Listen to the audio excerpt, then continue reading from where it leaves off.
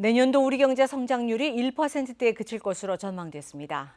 정부는 글로벌 복합 위기 속에 금융시장 안정과 부동산 시장 연착륙 유도 등을 경제 정책 운영의 우선순위에 두기로 했습니다.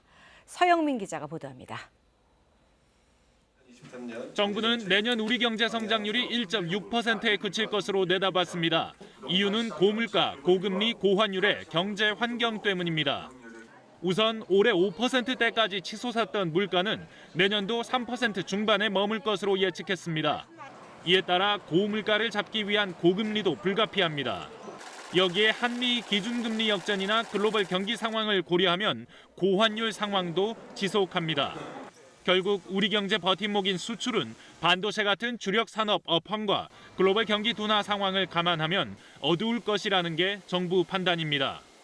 물가는 국내 소비의 회복세를 제약하고 일자리 증가폭은 경기 상황에다 올해 높았던 증가율까지 고려하면 크게 줄어들 것으로 보입니다.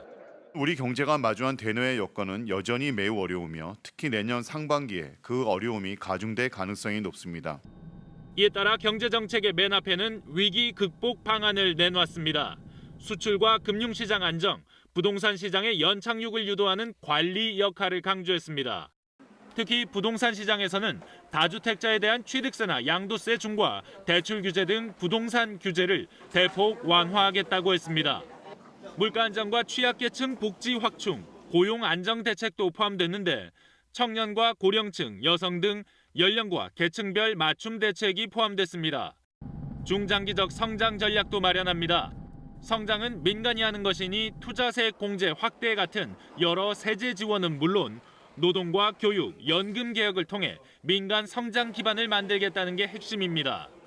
그러면서 범정부 공공투자 계획인 신성장 4.0 전략도 수립했습니다.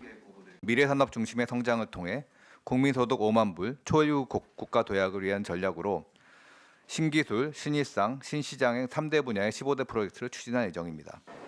결국 단기적으로 내년에 다가올 복합 위기 관리에 치중하면서 중장기적 성장 기반을 확충하는 방향으로 경제 정책을 꾸린다는 의미로 풀이됩니다.